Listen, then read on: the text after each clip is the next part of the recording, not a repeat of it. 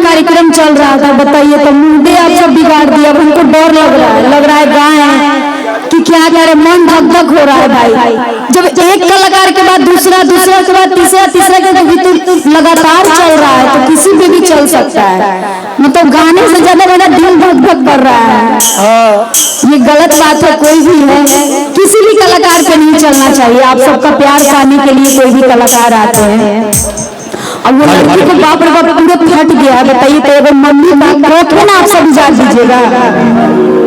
एगो तो ऐसे ही चली गई भोजपुरी इंडस्ट्री की हीरोइन, और दूसरी वो लड़की बहुत ज्यादा सीरियस है, बताइए जी सर।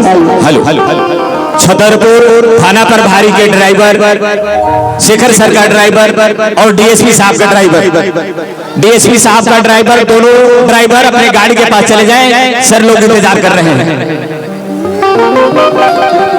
चालक दिनेश, थाना प्रभारी शेखर का चालक,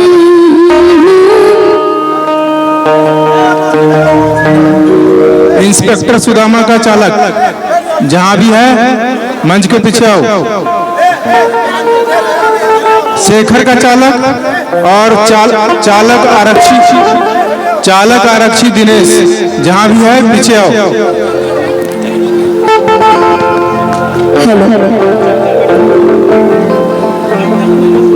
आइए फरमाइश से सोनमा का सिकरिया, जो आप सबका बहुत आशीर्वाद प्यार मिला इस सॉन्ग को। सोनमा के सिकरिया दिल्ली शहर से, तो कोई भी हो मत आप लोग चलाइएगा। वो लड़की बहुत ज्यादा रो रही है, बताइए उसकी मम्मी भी रोएगी आज आप सबके कारण। कोई आप सब के कारण हम बोल रहे हैं, कोई एक आदमी गा रहे हैं, टेंशन मत लीजिए, इसी में से कोई है, कहना बहुत जरूरी है। और आइए सोनमा का सिकरिया फरमाइश है, तो सोनमा का सिकरिया आप सबके बीच आ जाइए। मैडम साहब आ जाइए, आ जाइए। राजा एसैया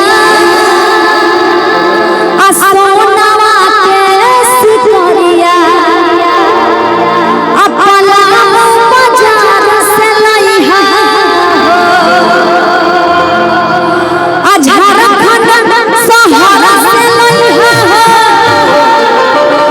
दिल्ली शहर से लइहा